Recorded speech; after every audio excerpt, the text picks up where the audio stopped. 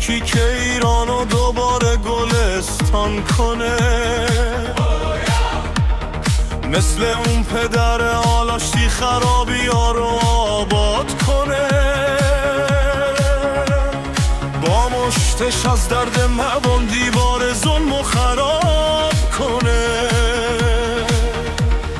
با نور چشم جوون و شبها رو صبح روشن کنه.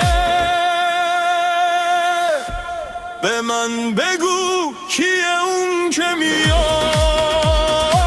کیه اون ناجی ایران، همون که تو دل مردمه، بیدار و جان فشانه، نه تاج داره نه تختی ولی پر از ایمانه، میاد با دست خالی ولی تو سینش قلب ایرانه. از بام ایران صدا میاد، صدای رگبار قسم، دلای زخمی پر از خشم و پر از امید دم به دم، کسی که از جنس خاکه ولی صداش آتیشه،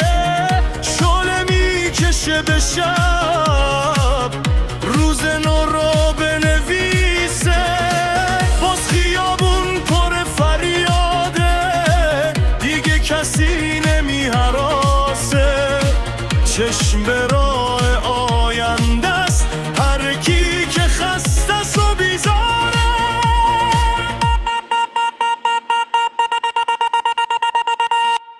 قسم میخورم به خونتون، به اشکای مادراتون، که تا نباشه آزادیام نمیگیره دلامون. قسم میخورم به ژینا، به دل ایران به خاک خفته، ما نسل بی تسلیمیم، تو عهدمون شرف نخفته. قسم به تیر و مشت و انقلاب که این مسیر نیست سراب، قسم به عهد نسل بیقرار که باز میتابه خورشید به این دیار. قسم میخورم به فردا، به لبهای بی صدا، به دختری که موهاشو باد برده تا انتها. قسم به بغض و خشم و عشق، به ریشه هامون زیر خاک، ایران دوباره میشکفه تو اوج آتیش و فریاد. به من بگو کیه اون که میاد،